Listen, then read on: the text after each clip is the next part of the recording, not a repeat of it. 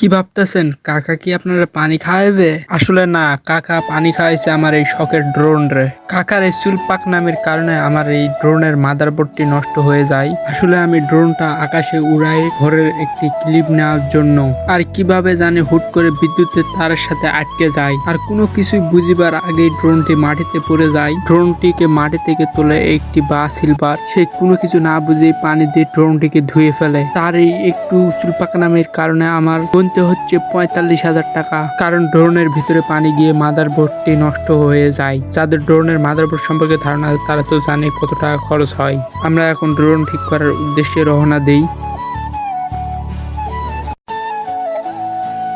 দেখতে দেখতে চলে আসলাম শাহাবুদ্দিন প্লাজায়। তো জয় ভাইয়ের শপে আমরা ড্রোনটি ঠিক করব।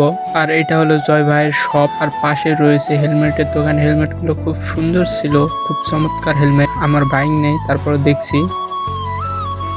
আর এদিকে জয় ভাই ধুমসে কাজ চালিয়ে যাচ্ছে। ড্রোনের অনেক কিছুই ক্ষতি হয়েছে, তো A to Z সব সম্পূর্ণ ঠিক করে দিচ্ছে জয় ভাই। তো আমরা পাশে দাঁড়িয়ে আছি, কেউ বসে আছি। 1-1.5 ঘন্টা ধরে কাজ চালিয়ে যাচ্ছে। যারা ড্রোন সম্পর্কে ধারণা আছে তারা তো জানেনি ড্রোনের ভিতরের অংশতে কত কিছু আছে। আর ড্রোনের ভিতরে এত পাতি, এত কাজ, ভালোবাসার জিনিসের যদি ক্ষয়ক্ষতি হয় তাহলে সেটা আপনারা জানেন কত কষ্টটা লাগে। প্রিয় মানুষ বা প্রিয় জিনিসের কোনো যদি ক্ষয়ক্ষতি হয় তাহলে কতটা কষ্ট লাগে, তা যারা কষ্ট পেয়েছে তারাই বুঝতে পারবে। জয় ভাইয়া ধোমায়া মন দিয়ে কাজ করতেছে।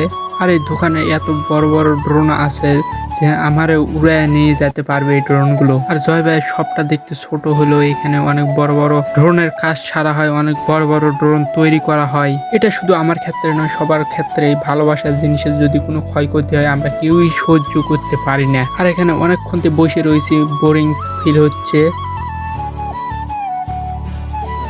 এট লাস্ট আমার ড্রোনটি কমপ্লিট হয়ে গেছে, মানে একদম সম্পূর্ণ কাজ শেষ। আবার ড্রোনটি ঠিক মতো উড়বে এটা জানে বা দেখে অনেকটাই ভালো লাগতেছে। আর আমার কাছে এতগুলো টাকা ছিল না, তো যাই হোক টাকাগুলো জোগাড় করতে হয়েছে, তারপরে ড্রোনটা ঠিক করা লাগছে। আর জয় ভাই ড্রোনটি মার্কেটে উড়া শুরু করে দিছে, কারণ দেখতেছে ড্রোনটি ঠিকঠাক আছে কিনা।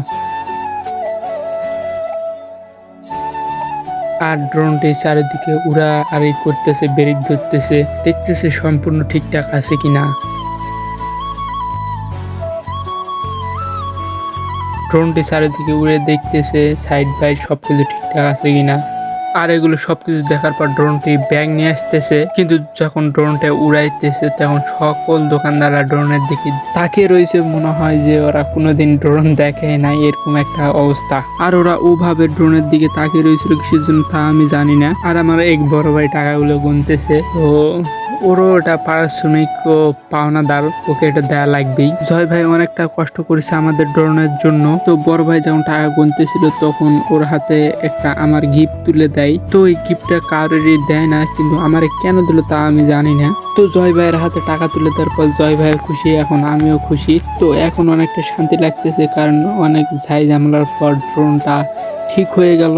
তো আমি আমার প্রতিনিয়ত ইউটিউব চ্যানেল ও ফেসবুক পেজে ড্রোনের ট্রাভেল ব্লগ ভিডিও আপলোড দেই। তো আজকে আমি আমার লাইফের ইমোশনাল ব্লগ ভিডিও আপলোড দিলাম। পাখির চোখে পুরো বাংলাদেশের ভ্রমণ ভিডিও দেখতে চাইলে অবশ্যই ফেসবুক পেজ থেকে দেখলে পেজটি ফলো দিয়ে পাশেই থাকবেন, আর ইউটিউব চ্যানেল থেকে দেখে তাহলে সাবস্ক্রাইব করে দিবেন।